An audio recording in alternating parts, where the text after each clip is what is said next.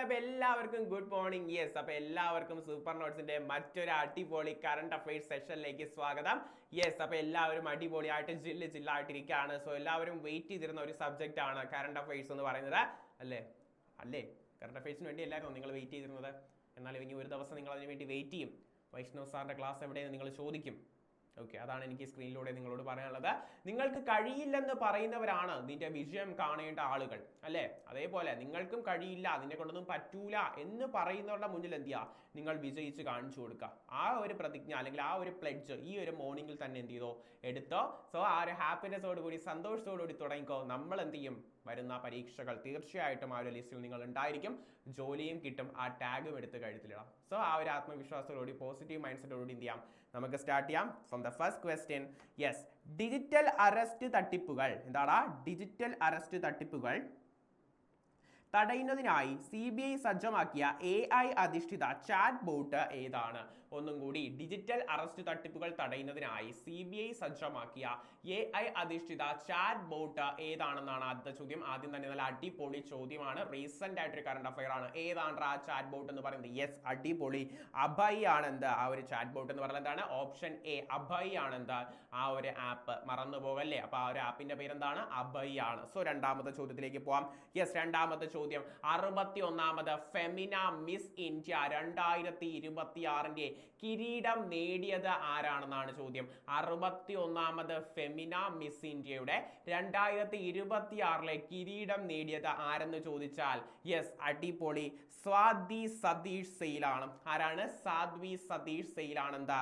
Option A ആണ് correct answer. Sadhvi Satish സെയിലാണ് 61ാമത് ഫെമിന മിസ് ഇന്ത്യ 2026 കിരീടം നേടിയതാരാണ്? സാധ്വി സതീഷ് സെയിലാണ്. അടിപൊളിയല്ലേ? ഞാൻ നിങ്ങൾക്ക് അറിയാം, കറണ്ട് അഫയേഴ്സ് ഞാൻ പഠിപ്പിക്കുമ്പോൾ കണക്ട് ചെയ്ത് ഒരുപാട് കാര്യങ്ങൾ പറയും. ഇയാൾ എന്താ ഒന്നാമത്തെ ചോദ്യത്തിൽ ഒരു കണക്ഷനും പറയാതെ രണ്ടാമത്തെ ചോദ്യത്തിൽ പറയാം സാധ്വി സതീഷ് സെയിലിന്റെ സംസ്ഥാനം ഏത് സംസ്ഥാനക്കാരിയാണെന്ന് ചോദിച്ചാൽ അത് ഏത് സംസ്ഥാനമാണ്? ഗോവയാണ്. ഏത് സംസ്ഥാനമാണ്? ഗോവാക്കാരിയാണ്. ഏത് സംസ്ഥാനമാണ്? ഗോവാക്കാരിയാണ് കേട്ടോ. സോ അത് കൃത്യമായിട്ട് എന്ത് ചെയ്യുക, ഒന്ന് ഓർത്ത് വയ്ക്കുക. ഗോവാക്കാരിയാണ് എന്താ സാധ്വി സതീഷ് സെയിൽ എന്ന് പറയുന്നത്. ഗോവാക്കാരിയാണ്, കൃത്യമായിട്ട് ഓർത്ത് വയ്ക്കണേ, ഗോവാക്കാരിയാണ്. എങ്കിൽ ഞാൻ വേറൊരു ചോദ്യം ചോദിച്ചോടാ, സാധ്വി സതീഷ് സെയിലിന്റെ സംസ്ഥാനം ഗോവയാണെങ്കിൽ ഈ ഒരു 61ാമത് ഫെമിന മിസ് ഇന്ത്യയുടെ വേദി എവിടെയായിരുന്നടാ? ഓടിച്ചെന്ന് പറഞ്ഞേ. യെസ്, അത് ഭുവനേശ്വർ ആണ്. ഒഡീഷയുടെ ക്യാപിറ്റലായ ഭുവനേശ്വറിൽ വച്ചായിരുന്നു എന്താ 61ാമത് ഫെമിന മിസ് ഇന്ത്യ നടന്നത്. സോ അപ്പോൾ വേദി എവിടെയെന്ന് ചോദിച്ചാൽ അത് ഭുവനേശ്വർ. ഏത് സംസ്ഥാനക്കാരിയാണ് ചോദിച്ചാൽ അത് ഗോവാക്കാരിയാണ്. ഉത്തരം ആരാണ്? സാധ്വി സതീഷ് സെയിൽ. ഉഷാറല്ലേ?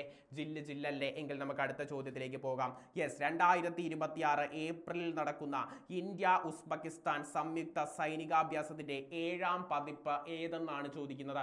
ഏതാണ്ടാ ഇന്ത്യയും ഉസ്ബെക്കിസ്ഥാനും തമ്മിലുള്ള ആ സൈനികാഭ്യാസത്തിന്റെ പേര്? അതിന്റെ 7ാമത് എഡിഷൻ ആണ് 2026 നടക്കുന്നത്. ഏതാണ്ടാ ആ ഒരു എഡിഷൻ അല്ലെങ്കിൽ ആ ഒരു അഭ്യാസത്തിന്റെ പേരെന്താണെന്നാണ് ചോദിക്കുന്നത്. വേഗം പറഞ്ഞേ. അടിപൊളി. ഡസ്റ്റ് ലിക്ക 2026. എന്താണ്? ഡസ്റ്റ് ലിക്ക 2026. ഇന്ത്യയും ഉസ്ബെക്കിസ്ഥാനും തമ്മിലുള്ള സംയുക്ത സൈനികാഭ്യാസമാണ് എന്താ? ഡസ്റ്റ് ലിക്ക 2026. എങ്കിൽ ഈ ഖഞ്ചർ കണ്ടോ? ഖഞ്ചർ 2026 അത് ആരൊക്കെ തമ്മിലാണെന്ന് അറിയാമോ? യെസ്, ഇന്ത്യയും ആരൊക്കെ തമ്മിലാ? കസാക്കിസ്ഥാൻ അല്ല, കിർഗിസ്ഥാനും തമ്മിൽ നടന്ന സംയുക്ത സൈനികാഭ്യാസമായിരുന്നു എന്താ? ഖഞ്ചർ.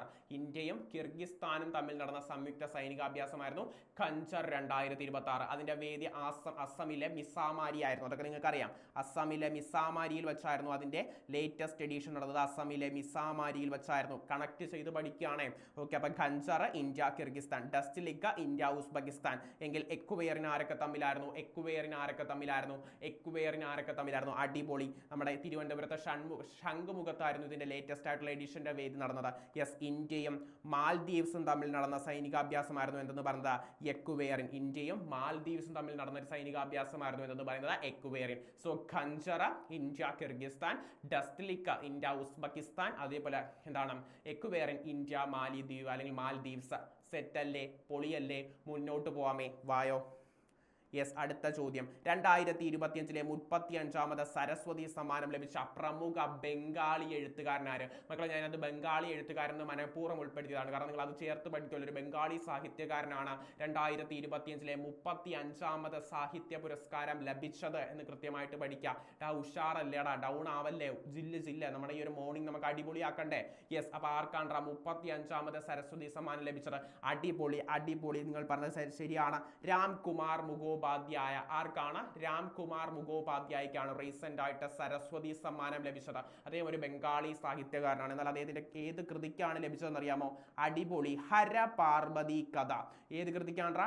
ഹരപാർവതി കഥ എന്ന ബംഗാളി നോവലിനാണ് എന്ത് ചെയ്തത്? ലഭിച്ചത്. ഹരപാർവതി കഥ എന്ന ബംഗാളി നോവലിനാണ് എന്ത് ചെയ്തത്? ഈ ഒരു പുരസ്കാരം ലഭിച്ചത്. രാംകുമാർ മുഖോപാധ്യായ ഹരപാർവതി കഥ എന്ന ബംഗാളി നോവലിന്.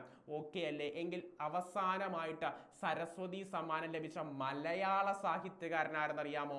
2023 അങ്ങനെ ഒരു സംഭവം നടന്നത്. അത് ലഭിച്ചത് പ്രഭാവർമ്മയ്ക്കായിരുന്നു. അടിപൊളി, പ്രഭാവർമ്മയ്ക്കാണ് അവസാനമായിട്ട് മലയാളത്തിൽ നിന്ന് സരസ്വതി സമ്മാനം ലഭിക്കുന്നത്. പ്രഭാവർമ്മയ്ക്കാണ്. അദ്ദേഹത്തിന്റെ ഏത് പുസ്തകത്തിനാണെന്ന് അറിയാമോ? അടിപൊളി, അതും ശരിയാണ്. രൗദ്രസാത്വികം. എന്താണ്?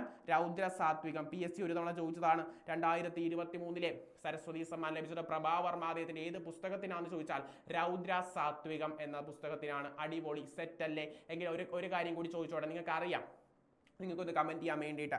60ാമത് ജ്ഞാനപീഠ പുരസ്കാരം അറിയാലോ. 60ാമത് ജ്ഞാനപീഠ പുരസ്കാരം ലഭിച്ചത് R വൈരമുത്തുവിനാണ്. അതൊക്കെ നിങ്ങൾക്ക് അറിയാം. ഓക്കെ, 60ാമത് ജ്ഞാനപീഠ പുരസ്കാരം ലഭിച്ചത് R വൈരമുത്തുവിനാണ്.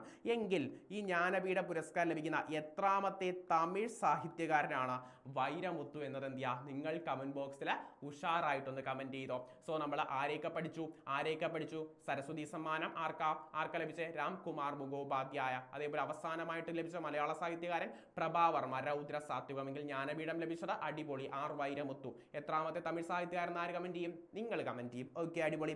എങ്കിൽ മുന്നോട്ട്. 2026 G20 ഉച്ചകോടിക്ക് ആതിഥേയത്വം വഹിക്കുന്ന രാജ്യം ഏത്? 2026 G20 ഉച്ചകോടിക്ക് ആതിഥേയത്വം വഹിക്കുന്ന രാജ്യം ഏതെന്നാണ്? വേഗം പറഞ്ഞടാ, ഏതാണ് G20 ഉച്ചകോടിക്ക് ആതിഥേയത്വം വഹിക്കുന്ന രാജ്യം? എസ്, അടിപൊളി, USA എവിടെയാണ്? USA, അമേരിക്കയിൽ വെച്ചിട്ടാണ് എന്താ 2026 G20 ഉച്ചകോടി USA വെച്ചിട്ടാണ്. എങ്കിൽ ഞാൻ ചോദിക്കട്ടെ, 2026 G7 ഉച്ചകോടി എവിടെ വെച്ചിട്ടാണ്? 2026 G7 ഉച്ചകോടി, അതെ, അടിപൊളി, ഫ്രാൻസിൽ വെച്ചിട്ടാണ്. എന്താ 2026 G7 ഉച്ചകോടി എവിടെ വെച്ചിട്ടായിരുന്നു? ഫ്രാൻസിൽ വെച്ചിട്ടായിരുന്നു. എങ്കിൽ 2026 ബ്രിക്സ് ഉച്ചകോടി എവിടെ വെച്ചിട്ടാണ്? 2026 ബ്രിക്സ് ഉച്ചകോടി എവിടെ വെച്ചിട്ടാണ്? യെസ്, അത് നമ്മുടെ സ്വന്തം ഇന്ത്യയിലാണ്. 2026 ബ്രിക്സ് ഉച്ചകോടി ഇന്ത്യയിലാ, G20 ഫ്രാൻസിലാ, G7 എവിടെയാണ്? G20 എവിടെയായിരുന്നു? USA, G7 എവിടെയാണ്? ഫ്രാൻസിലാ. ഉഷാറല്ലേ? സംഭവം പ്രശ്നമൊന്നുമില്ലേ? എങ്കിൽ 2026 AI ഉച്ചകോടി എവിടെയായിരുന്നു? 2026 AI ഉച്ചകോടി യെസ്, ഇന്ത്യയില.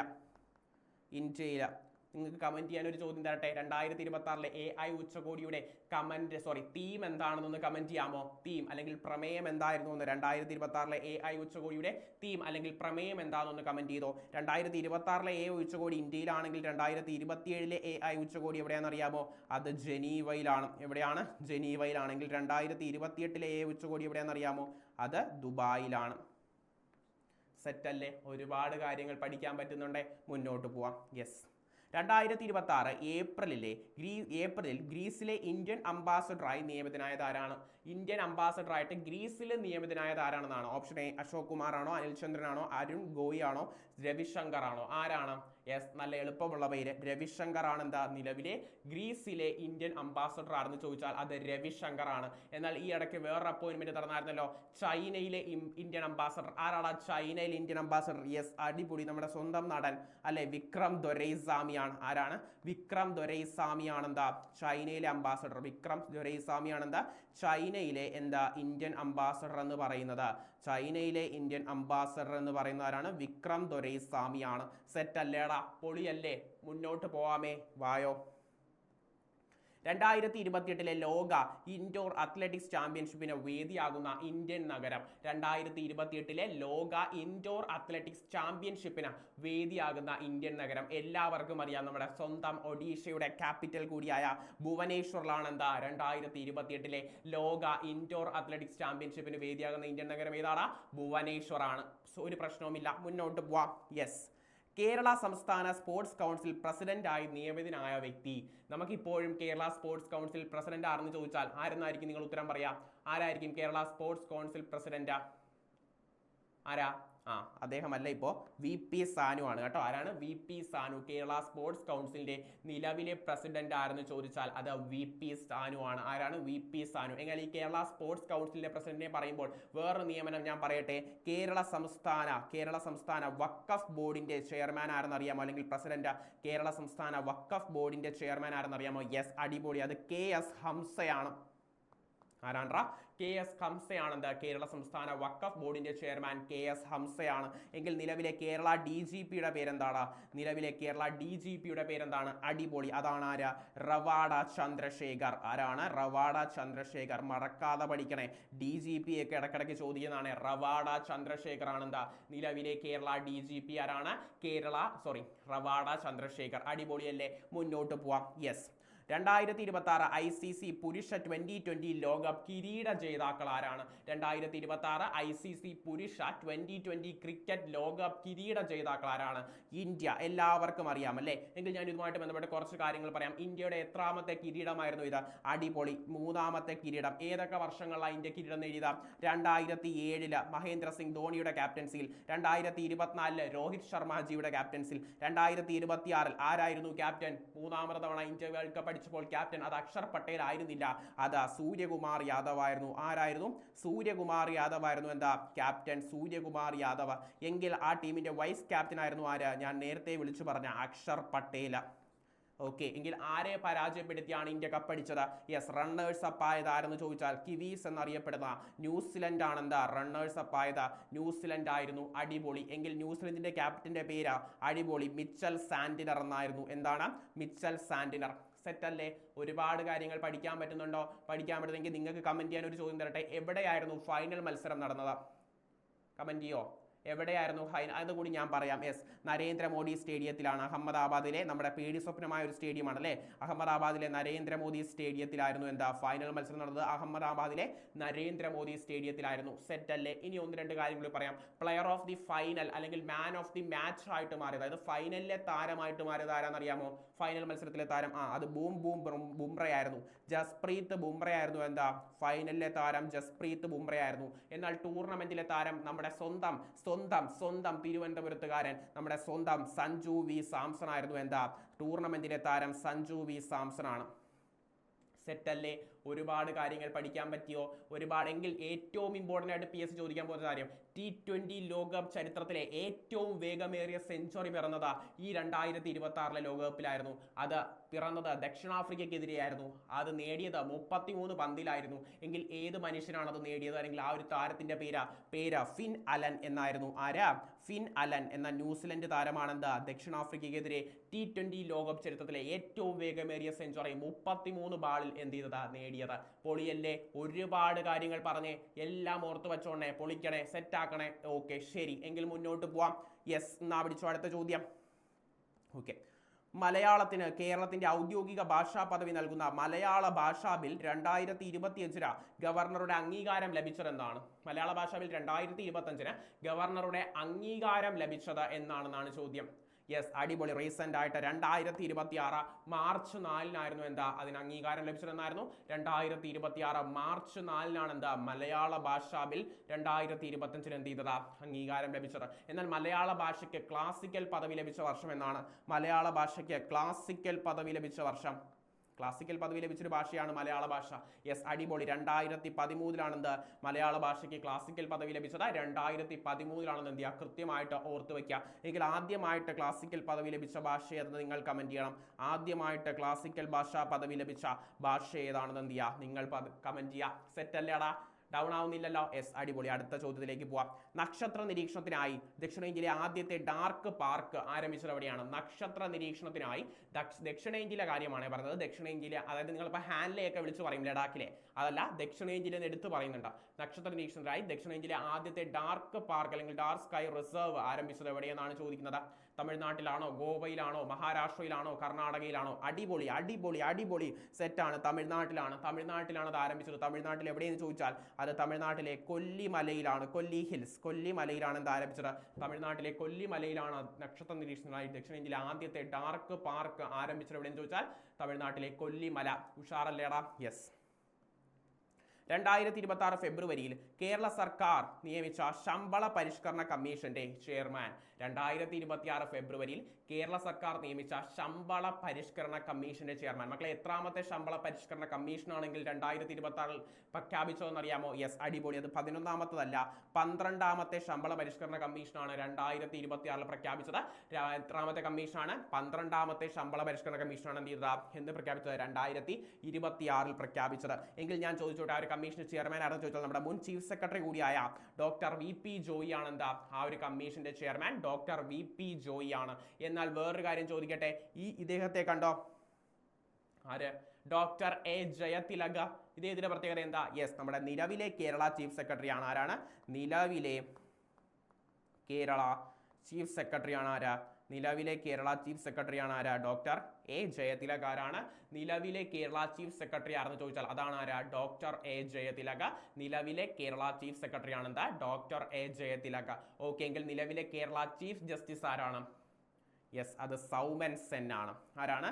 സൗമൻ സെൻ ആണ് എന്താ നിലവിലെ കേരള ചീഫ് ജസ്റ്റിസ്. എങ്കിൽ സുപ്രീം കോടതി ചീഫ് ജസ്റ്റിസ് ആണെന്ന് നിങ്ങൾ കമന്റ് ചെയ്യുമല്ലോ. സുപ്രീം കോടതി ചീഫ് ജസ്റ്റിസ് ആരാ നിങ്ങൾ കമന്റ് ചെയ്യുമല്ലോ. കമന്റ് ചെയ്യൂലേ? ഓക്കെ, സെറ്റ് ആണ്. കുഞ്ഞു കുഞ്ഞു കാര്യങ്ങളാണ് ചോദിക്കുന്നതെന്ന് അറിയാം, പക്ഷെ അത് നിങ്ങൾക്ക് ഓർത്തെടുക്കാൻ എന്ത് ചെയ്യും? വളരെ ഹെൽപ്ഫുൾ ആയിരിക്കും. ഒന്ന് മെമ്മറൈസ് ചെയ്യാൻ എന്ത് ചെയ്യും? സഹായിക്കും. ഓക്കെ, എങ്കിൽ അടുത്ത ചോദ്യത്തിലേക്ക് പോവാം. 2026 നടന്ന വിന്റർ ഒളിമ്പിക്സിൽ ജേതാക്കളായ രാജ്യം. ഈ ജേതാക്കളായ രാജ്യത്തിന് ഒരു വഴിയും ഇല്ലായിരുന്നു, അല്ലാതെ ജേതാക്കളായാലേ പറ്റുള്ളൂ. അതുകൊണ്ട് ഒരു വഴിയുമില്ല. ഒരു വഴിയുമില്ല എന്ന് വെച്ചാൽ നോ വേ എന്ന് ഓർക്കുക. ഒരു വഴിയുമില്ല. സോ ഉത്തരം എന്ന് ചോദിച്ചാൽ ജേതാക്കളായത് നോർവേ ആയിരുന്നു എന്താ ജേതാക്കളായത്. എന്നാൽ 2ാം സ്ഥാനം നേടിയ രാജ്യം എന്ന് ചോദിച്ചാൽ അത് ഇന്ത്യയല്ല. 2ാം സ്ഥാനം നേടിയത് USA ആണ്, അല്ലെങ്കിൽ അമേരിക്കയാണ്. എന്ത് ചെയ്തത്? 2ാം സ്ഥാനം നേടിയത് അമേരിക്കയായിരുന്നു. എന്നാൽ ഈ വിന്റർ ഒളിമ്പിക്സിന്റെ വേദി എവിടെയായിരുന്നു എന്നറിയാമോ? വേദി നമ്മുടെ ഇറ്റലിയിലായിരുന്നു. എന്താ വേദി? ഇറ്റലിയിലെ മിലൻ അതേപോലെ കോർട്ടിന എന്നീ നഗരങ്ങളിലാണ് എന്ത് ചെയ്തത് വേദി ആയത്. എവിടേക്കാണ്? ഇറ്റലിയിലെ മിലൻ അതേപോലെ കോർട്ടിന എന്നീ നഗരങ്ങളായിരുന്നു എന്താ ഈ ഒരു വിന്റർ ഒളിമ്പിക്സിന്റെ വേദി. ഇറ്റലിയിലെ മിലൻ അതേപോലെ കോർട്ടിന എന്നതായിരുന്നു. കൃത്യമായിട്ട് എന്ത് ചെയ്യാം? ഓർത്ത് വയ്ക്കാം. ഓക്കെ അല്ലേ? സെറ്റ് അല്ലേ? എങ്കിൽ ഞാൻ വേറൊരു ചോദ്യം ചോദിച്ചോട്ടെ. 2028 സമ്മർ ഒളിമ്പിക്സ് നടക്കുന്നത് എവിടെയാണെന്ന് അറിയാമോ? 2028 സമ്മർ ഒളിമ്പിക്സ് ഒരു PSCയുടെ PYQ ചോദ്യം കൂടിയാണ്. യെസ്, അടിപൊളി. ലോസ് ആഞ്ചലസിലാണ്. USAയിലെ ലോസ് ആഞ്ചലസിലാണ് എന്താ 2028 സമ്മർ ഒളിമ്പിക്സ് നടക്കുന്നത്. USAയിലെ ലോസ് ആഞ്ചലസിലാണ്. എങ്കിൽ വേറൊരു ചോദ്യം ചോദിച്ചോട്ടെ. 2026 ഫിഫ വേൾഡ് കപ്പ് നടക്കുന്നത് എവിടെയാണെന്ന് അറിയാമോ? 2026 ഫിഫ വേൾഡ് കപ്പ് അത് 3 രാജ്യങ്ങളിലായിട്ടാണ്. USA, അതേപോലെ കാനഡ, അതേപോലെ മെക്സിക്കോ. മറന്നു പോവല്ലേടാ? 2026 FIFA world cup USA, Canada, Mexico. 2028 summer Olympics Los Angeles, winter Olympics ഇറ്റലിയില. ഇത്രയും കാര്യങ്ങൾ ഓർത്തു വെക്കണേ, മറന്നു പോകരുതേ. ഉഷാറാണ്, മുന്നോട്ട് പോവാം. യെസ്, ഏറ്റവും പുതിയ IMF എന്ന് പറഞ്ഞാൽ മക്കളെ ഇന്റർനാഷണൽ മോണിറ്ററി ഫണ്ട് എന്ന് പറയും. അതിന്റെ ഹെഡ് ക്വാർട്ടേഴ്സ് എവിടെയാണെന്ന് PSC ചോദിച്ചിട്ടുണ്ട്. അതിന്റെ ഹെഡ് ക്വാർട്ടേഴ്സ് ആണ് വാഷിംഗ്ടൺ DC. ഓക്കെ, റിപ്പോർട്ട് അനുസരിച്ച് ലോക സമ്പദ് വ്യവസ്ഥയിൽ ഇന്ത്യയുടെ സ്ഥാനം എത്രയെന്നാണ് ചോദിക്കുന്നത്. ഇന്ത്യയുടെ സ്ഥാനം എത്രയാടാ? യെസ്, അടിപൊളി. 5 അല്ല 6. ഇന്ത്യയെ പിന്തള്ളിക്കൊണ്ട് 5ാം സ്ഥാനം നേടിയതാരെന്നറിയാമോ? അത് UK ആയിരുന്നു. ഇന്ത്യയുടെ നിലവിലെ സ്ഥാനം 6ാം സ്ഥാനം. എന്നാൽ 1ാം സ്ഥാനം നേടിയതാരെന്ന് ചോദിച്ചാൽ ഒരു സംശയവും വേണ്ട, സ്ഥിരം ആൾക്കാർ തന്നെ. ആര്? USA, അമേരിക്കയാണ് എന്താ ഈ ഒരു പട്ടിക പ്രകാരം 1ാം സ്ഥാനം USA, അതേപോലെ 6ാം സ്ഥാനത്താണ് ഇന്ത്യ, 5ാം സ്ഥാനത്ത് UK ആണ്. സെറ്റ് അല്ലേ? മറന്നു പോകരുത്. IMFന്റെ ഹെഡ് ക്വാർട്ടേഴ്സ് എവിടെയാ? വാഷിംഗ്ടൺ DCയിലാണ്. സെറ്റ് ആണെങ്കിൽ അടുത്ത ചോദ്യം. നിതീഷ് കുമാറിന് ശേഷം ബീഹാറിന്റെ പുതിയ മുഖ്യമന്ത്രിയായി ചുമതലയേറ്റതാരാണ്? നമ്മൾ എല്ലാവരും പത്രത്തിൽ വായിച്ചു. ബീഹാർ ചരിത്രത്തിലെ ആദ്യത്തെ BJP മുഖ്യമന്ത്രി എന്നൊക്കെ വായിച്ചു അല്ലെ? ആരാണ് ആ വ്യക്തി? നിതീഷ് കുമാർ രാജ്യസഭാ അംഗമായിട്ട് മാറുമ്പോൾ നിലവിലെ ബീഹാറിന്റെ പുതിയ മുഖ്യമന്ത്രിയായി മാറിയത്. യെസ്, അടിപൊളി. ഓപ്ഷൻ സി, സമ്രാട്ട് ചൗധരി ആണ് എന്താ ബീഹാറിന്റെ പുതിയ മുഖ്യമന്ത്രിയായി മാറിയത്. സമ്രാട്ട് ചൗധരി. ഓക്കെ, നിതീഷ് കുമാറിന് പകരം ബീഹാറിന്റെ പുതിയ മുഖ്യമന്ത്രിയാണെന്ന് ചോദിച്ചാൽ അത് സമ്രാട്ട് ചൗധരിയാണ്. ഉഷാറല്ലേ? ഓക്കെ, എങ്കിൽ മണിപ്പൂരിന്റെ പുതിയ മുഖ്യമന്ത്രി ആരാ? യെസ്, N ബിരേൻ സിംഗിന് പകരം പുതിയ കേമനായ വേറൊരു സിംഗ് വന്നു. അദ്ദേഹത്തിന്റെ പേരാണ് യുംനാം മേരാ നാം ഖേംചന്ദ് സിംഗ്. സോ ഉത്തരം എന്താണ്? മണിപ്പൂരിന്റെ മുഖ്യമന്ത്രി യുംനാം ഖേംചന്ദ് സിംഗ്, ബീഹാറിന്റെ സമ്രാട്ട് ചൗധരി. കേരളത്തിന്റെ ആണ് നിങ്ങൾക്ക് അറിയാം, പിണറായി വിജയൻ. കേരളത്തിന്റെ എത്രാമത്തെ നിയമസഭയാണ് നിലവിലുള്ളത്? 15ാമത്തത്. എത്രാമത്തെ നിയമസഭയിലേക്കുള്ള ഇലക്ഷനാണ് നടന്നത്? 16ാമത്തത്. എത്ര മണ്ഡലങ്ങളാണുള്ളത്? 140. ഏറ്റവും കൂടുതൽ സ്ഥാനാർത്ഥികൾ മത്സരിച്ച മണ്ഡലം ഏതാ? കോഴിക്കോട് ജില്ലയിലെ കൊടുവള്ളി. എത്ര സ്ഥാനാർത്ഥികൾ മത്സരിച്ചു? 13 സ്ഥാനാർത്ഥികൾ. ഓക്കെ, ഇത്രയും കാര്യങ്ങൾ എന്ത് ചെയ്യുക? കൃത്യമായിട്ട് ഓർത്ത് വയ്ക്കാം. ഓക്കെ, ശരി, എങ്കിൽ മുന്നോട്ട് പോവാം. വടക്കൻ സിക്കിമിലുണ്ടായ മണ്ണിടിച്ചിലിൽ കുടുങ്ങിയ വിനോദസഞ്ചാരികളെ രക്ഷിക്കുന്നതിനായി ഇന്ത്യൻ സൈന്യം നടത്തിയ രക്ഷാപ്രവർത്തനം. മകളെ PSCക്ക് ഏറ്റവും ഇഷ്ടപ്പെട്ട ഒരു ചോദ്യമാണ്. രക്ഷാപ്രവർത്തനം അടുത്തെങ്ങാനും നടന്നിട്ടുണ്ടെങ്കിൽ അത് അതേപോലെ ചോദിക്കും. എന്നാൽ വടക്കൻ സിക്കിമിലുണ്ടായ മണ്ണിടിച്ചിലിൽ കുടുങ്ങിയ വിനോദസഞ്ചാരികളെ രക്ഷിക്കുന്നതിനായി ഇന്ത്യൻ സൈന്യം നടത്തിയ രക്ഷാപ്രവർത്തനം ഏതാണ് ചോദിക്കുന്നത്. അടിപൊളി, അത് തന്നെയാണ്. ഓപ്പറേഷൻ സിന്ദഗി അല്ല, തെറ്റ്. ഓപ്പറേഷൻ സി ആണ്. ഓപ്പറേഷൻ സി അല്ല, ഓപ്ഷൻ സി ആണ്. ഓപ്പറേഷൻ ഹിമസേതു ആണ്. സെറ്റ് അല്ലേടാ. വടക്കൻ സിക്കിമിലുണ്ടായ മണ്ണിടിച്ചിലിൽ കുടുങ്ങിയ വിനോദസഞ്ചാരികളെ എന്താണ് രക്ഷിക്കുന്നതിനായി ഇന്ത്യൻ സൈന്യം നടത്തിയ രക്ഷാപ്രവർത്തനമാണ് ഏതാ? ഓപ്പറേഷൻ ഹിമസേതു. മറക്കരുതേ. ഓക്കെ, സെറ്റാണ്. മുന്നോട്ട്. പ്രഥമ ഖേലോ ഇന്ത്യൻ ട്രൈബൽ ഗെയിംസിൽ കിരീടം നേടിയതാരാ? പ്രഥമ ഖേലോ ഇന്ത്യൻ ട്രൈബൽ ഗെയിംസിൽ കിരീടം നേടിയതാര്? ആരാണ്ട്രാ ആ ഒരു കിരീടം നേടിയത്? കേരളം എന്തായാലും ഓപ്ഷൻ ഇല്ല, സോ അത് വിളിച്ച് പറയൂല. ഓക്കെ, സെറ്റാണ്. നമ്മുടെ കർണാടകയാണ് എന്താ പ്രഥമ ഖേലോ ഇന്ത്യൻ ട്രൈബൽ ഗെയിംസിൽ കിരീടം നേടിയത്. കർണാടക ആവുമ്പോൾ എവിടെയായിരുന്നു പ്രഥമ ഖേലോ ഇന്ത്യൻ ട്രൈബൽ ഗെയിംസിന്റെ വേദിയായ സംസ്ഥാനം? യെസ്, സെറ്റാണ്. ഛത്തീസ്ഗഡ്. എവിടെയായിരുന്നു? ഛത്തീസ്ഗറിലാണെന്നു. എന്തോ പ്രഥമ ഖേലോ ഇന്ത്യൻ ട്രൈബൽ ഗെയിംസ് ഛത്തീസ്ഗറിലായിരുന്നു. കിരീടം നേടിയതാരാണ്? കർണാടകയാണ്. സെറ്റാണ്. എങ്കിൽ മുന്നോട്ട്. നാസയുടെ ആർട്ടിമസ് 2 ദൗത്യത്തിൽ പങ്കെടുക്കുന്ന ഏക വനിതാ ബഹിരാകാശ സഞ്ചാരി, പങ്കെടുക്കുന്നതല്ല പങ്കെടുത്ത എന്ന് വേണം ഇനി പറയാൻ, ഏക വനിതാ ബഹിരാകാശ സഞ്ചാരി ആരെന്ന് ചോദിച്ചാൽ യെസ്, അടിപൊളിയാണ്. ചന്ദ്രന്റെ അടുത്തേക്ക് പോയ ആദ്യ ബഹിരാകാശ വനിതാ സഞ്ചാരി അല്ലെങ്കിൽ വനിതാ ബഹിരാകാശ സഞ്ചാരി ആരെന്ന് ചോദിച്ചാൽ അത് ക്രിസ്റ്റീന കോച്ച് ആണ്. ആരാണ്? ക്രിസ്റ്റീന കോച്ച് ആണ്. ആ യാത്രയിൽ ആരൊക്കെ ഉണ്ടായിരുന്നു? 4 പേരുണ്ടായിരുന്നു അല്ലേ? വിക്ടർ ഗ്ലോവർ, അതേപോലെ റീഡ് വെയ്സ്മാൻ,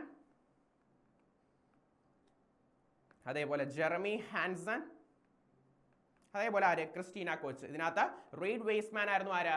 കമാൻഡർ അല്ലെ? റീഡ് വെയ്സ്മാൻ കമാൻഡർ ആയിരുന്നു. പൈലറ്റ് ആയിരുന്നു എന്താ? Victor Glover. അതായത് നമ്മുടെ ഒരു ചാന്ദ്ര ദൗത്യത്തിൽ പങ്കെടുക്കുന്ന ആദ്യ കറുത്ത വർഗ്ഗക്കാരനാണ് ആരാ?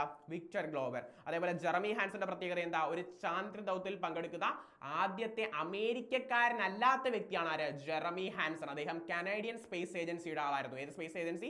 കനേഡിയൻ സ്പേസ് ഏജൻസിയുടെ ആളായിരുന്നു കേട്ടോ. സോ ഈ 4 പേരെ മറക്കരുത്. എങ്കിൽ നിങ്ങൾക്ക് കമന്റ് ചെയ്യാൻ ഒരു ചോദ്യം, ആർട്ടിമസ് 2ന്റെ വിക്ഷേപണ തീയതി എന്നായിരുന്നു. ആർട്ടിമസ് 2ന്റെ വിക്ഷേപണ തീയതി എന്നായിരുന്നു. എങ്കിൽ ഞാൻ വേറൊരു കാര്യം കൂടെ പറയാം. ഈ സഞ്ചാരികളെ കൊണ്ടുപോയ പേടകത്തിന്റെ പേരെന്താണെന്ന് അറിയാമോ? ബിസ്ക്കറ്റിനെ ഓർത്താൽ മതി. ഓറിയോൺ. എന്താണ്? ഓറിയോൺ. എന്താണ്? ഓറിയോൺ. സെറ്റാണ്. മുന്നോട്ട് പോകാം. നിങ്ങൾക്ക് ബോറൊന്നും അടിക്കുന്നില്ലല്ലോ അല്ലേ? ഓക്കെ, അടിക്കൂല. ശരി, മുന്നോട്ട് പോകാം. 2026 ജനുവരി 12. ജനുവരി 12 എന്ന് വെക്കുമ്പോൾ നമുക്ക് ഓർമ്മ വരുന്ന ദിവസം നമ്മുടെ മഹത്തായ അല്ലെങ്കിൽ മഹാനായ വിവേകാനന്ദന്റെ ജന്മദിനമാണ് ജനുവരി 12. യുവജന ദിനമായിട്ട് ഇന്ത്യയിൽ ആഘോഷിക്കപ്പെടുന്നു. ഒന്ന് ഓർത്ത് വെച്ചാൽ മതി. വിക്ഷേപണത്തിന് 3ാം ഘട്ടത്തിലുണ്ടായ സാങ്കേതിക തകരാർ മൂലം പരാജയപ്പെട്ട ISROയുടെ 2026 പ്രഥമ ദൗത്യം. അപ്പൊ ആദ്യം തന്നെ മനസ്സിലായിക്കോ, നമ്മുടെ 2026 തുടക്കത്തിൽ തന്നെ ISRO വിക്ഷേപിച്ച ദൗത്യം പരാജയപ്പെട്ടു. ഓക്കെ, അതായെന്ന് ചോദിച്ചാൽ അത് PSLV C62 ആയിരുന്നു എന്താ? പരാജയപ്പെട്ടത്. ഇതിന് തൊട്ട് മുന്നേ ഉണ്ടായിരുന്ന PSLV C61 എന്തായിരുന്നു? പരാജയമായിരുന്നു. അങ്ങനെ തുടർ പരാജയങ്ങളെ തുടർന്ന് നമ്മുടെ പ്രധാനമന്ത്രി ഇതിനെക്കുറിച്ച് അന്വേഷിക്കാൻ ഒരു കമ്മിറ്റിയൊക്കെ നിയോഗിച്ചായിരുന്നു. ആ കമ്മിറ്റിയുടെ ചെയർമാൻ ആണെന്ന് ചോദിച്ചാൽ അത് K വിജയരാഘവനാണ്. അതിനെക്കുറിച്ച് അന്വേഷിക്കാനായിട്ട് നിയമിച്ച കമ്മിറ്റിയുടെ ചെയർമാൻ K വിജയരാഘവനും അതേപോലെ അതിന്റെ വൈസ് ചെയർമാൻ അല്ലെങ്കിൽ ഉപാധ്യക്ഷൻ എന്ന് പറയുന്നത് S സോമനാഥുമായിരുന്നു. ആരായിരുന്നു? S സോമനാഥുമായിരുന്നു. സോ K വിജയരാഘവനെയും S സോമനാഥിനെയും കുറിച്ച് മറക്കാതിരിക്കുക. PSLV ഇതുവരെ പരാജയപ്പെടുത്തിയത് മൊത്തത്തിൽ 4 എണ്ണം എന്ത് ചെയ്തു? പരാജയമായിരുന്നു നമ്മുടെ വിക്ഷേപണങ്ങളിൽ. സോ അതും കൂടെ എന്ത് ചെയ്യാം? ഒന്ന് ഓർത്ത് വയ്ക്കാം. മുന്നോട്ട് പോകാലോ? ഉഷാറല്ലേ? യെസ്. എങ്കിൽ ISROയുടെ 100ാമത്തെ വിക്ഷേപണം ഏതായിരുന്നു? ISROയുടെ 100ാമത്തെ വിക്ഷേപണം യെസ്, അത് അടിപൊളിയായിട്ട് നിങ്ങൾക്ക് അറിയാം. NVS-02 ആയിരുന്നു എന്താ? ISROയുടെ 100ാമത്തെ വിക്ഷേപണം എന്ന് പറയുന്നത് എന്തായിരുന്നു? NVS-02 ആയിരുന്നു എന്തോ ISROയുടെ 100ാമത്തെ വിക്ഷേപണം. ഉഷാറല്ലേ? മുന്നോട്ട് പോകാം. Yes. 2025-26 global woman peace and security ഇൻഡെക്സിൽ 1ാം സ്ഥാനത്തുള്ള രാജ്യം. ഈ അതേ രാജ്യം തന്നെയാണ് 2025 അഴിമതി സൂചിക പ്രഖ്യാപിച്ചപ്പോൾ ഏറ്റവും അഴിമതി കുറവുള്ള രാജ്യമായിട്ട് തുടർച്ചയായിട്ട് 8ാം തവണയും തിരഞ്ഞെടുക്കപ്പെട്ടത്. കഴിഞ്ഞ 5am ഞാൻ ഡിസ്കസ് ചെയ്താണ്. യെസ്, അവർക്ക് മാർക്ക് കൂടുതലാണെന്ന് ഓർത്താൽ മതി. ഡെൻമാർക്കാണ് എന്താ 1ാം സ്ഥാനത്തുള്ള രാജ്യം എന്ന് ചോദിച്ചാൽ അത് ഡെൻമാർക്കാണ്. എങ്കിൽ നിങ്ങൾക്ക് കമന്റ് ചെയ്യാനുള്ള ചോദ്യം, എത്രാം സ്ഥാനത്താണ് ഇന്ത്യ? എത്രാം സ്ഥാനത്താണ് ഇന്ത്യ? ഫിൻലൻഡ് എന്ന് കേൾക്കുമ്പോഴേ നിങ്ങൾക്ക് അറിയാം ഏറ്റവും കൂടുതൽ സന്തോഷമുള്ള രാജ്യമാണ് ഏതാ? ഫിൻലൻഡ് എന്ന് പറയുന്നത് അല്ലെ? ഏറ്റവും കൂടുതൽ സന്തോഷമുള്ള രാജ്യമാണ് ഫിൻലൻഡ്. ഏറ്റവും കുറവ് സന്തോഷമുള്ള രാജ്യം ഏതാ? അത് അഫ്ഗാനിസ്ഥാൻ ആണ്. എങ്കിൽ ഇന്ത്യയുടെ സ്ഥാനം എന്താ സന്തോഷ സൂചികയിൽ? അത് 116ാം സ്ഥാനത്താണ്. ഇതൊക്കെ ഓർത്ത് വെച്ചോണേ, PSCക്ക് ചോദിക്കുവേ. ഓക്കെ, ഓക്കെ, അപ്പൊ ലാസ്റ്റ് ആൻഡ് ഫൈനൽ ചോദ്യം. ഓക്കെ, ഇതിലൂടെ നമ്മൾ എന്ത് ചെയ്യും, വൈൻഡ് അപ്പ് ചെയ്യാം. ലോക ബാങ്കിന്റെ സഹായത്തോടെയുള്ള കേര പദ്ധതിയുടെ ഭാഗമായി കേരളത്തിലെ തരിശു ഭൂമികളെ കൃഷിയോഗ്യമാക്കി മാറ്റുന്നതിനുള്ള ആരംഭിച്ച പദ്ധതി എന്താ? ഏറ്റവും ഭയങ്കരമായിട്ട് നമ്മൾ പ്ലാൻ ചെയ്യുന്ന ഒരു പദ്ധതിയാണ് ലോക ബാങ്കിന്റെ സഹായത്തോടുകൂടി കേര എന്ന് പറയുന്നത്. സോ ആ ഒരു പദ്ധതിയുടെ ഭാഗമായിട്ട് കേരളത്തിലെ തരിശു ഭൂമികളെ എന്ത് ചെയ്യാൻ നമ്മൾ തീരുമാനിച്ചിട്ടുണ്ട്, ആക്കി മാറ്റാൻ തീരുമാനിച്ചിട്ടുണ്ട്. സോ അതിനായിട്ട് തയ്യാറാക്കി അല്ലെങ്കിൽ സ്റ്റാർട്ട് ചെയ്ത പദ്ധതി എന്നാണ്? ഹരിത കേരളമാണോ, നവോധൻ ആണോ, കർഷക ശ്രീ ആണോ, സമൃദ്ധ ഭൂമിയാണോ? ഏതാണ്? യെസ്, അടിപൊളി, ഓപ്ഷൻ ബി നവോധൻ ആണ്. കൃത്യമായിട്ട് സ്റ്റാർ ഇട്ട് പഠിച്ചോ, PSC ചോദിക്കും. നവോധൻ എന്താണ്? നവോധൻ ആണ് എന്താ ഒരു പദ്ധതിയുടെ പേര്? നവോധൻ. എന്താണ്? നവോധൻ. ഓക്കെ അല്ലേ? സോ ഇത്രയും കാര്യങ്ങൾ, ഇത്രയും ചോദ്യങ്ങൾ വിത്ത് കണക്റ്റഡ് ഫാക്ട്സ് നമ്മൾ സെറ്റ് ആക്കിയിട്ടുണ്ട്. സോ ഇതേപോലുള്ള 5am ക്ലബ് കറണ്ട് അഫയേഴ്സിന് ഇനിയും വേണമെങ്കിൽ താഴെ കമന്റ് ബോക്സിൽ ഒന്ന് കമന്റ് ചെയ്തോ, നമുക്ക് വീണ്ടും സെറ്റ് ആക്കാം. കമന്റ് ചെയ്തില്ലെങ്കിലും കറണ്ട് അഫയേഴ്സിനുള്ള ക്ലാസ് വരും. സോ നമുക്ക് എന്ത് ചെയ്യാം, സെറ്റ് ചെയ്യുക. അതേപോലെ എന്ത് ചെയ്യുക, നമ്മുടെ ഈ ഒരു ഇത്രയും കാര്യങ്ങൾ നിങ്ങൾക്കായിട്ട് ചെയ്യുമ്പോൾ നമ്മുടെ ഈ ഒരു ചാനൽ ഒന്ന് എന്ത് ചെയ്യുക, സബ്സ്ക്രൈബ് ചെയ്യുക. ഇതേപോലത്തെ ഇൻഫോർമേറ്റീവ് ആയിട്ടുള്ള ഒരുപാട് കണ്ടന്റ്സ് നിങ്ങൾക്കായിട്ട് എന്ത് ചെയ്യും, വീണ്ടും വരും. സോ എന്ത് ചെയ്യുക, അടിപൊളിയായിട്ട് പഠിച്ചോ, അടിപൊളിയായിട്ടിരിക്കുക, ആത്മവിശ്വാസത്തോടെ മുന്നോട്ട് പോകാൻ. നമുക്ക് എന്ത് ചെയ്യാം, വീണ്ടും കാണാം. ബൈ.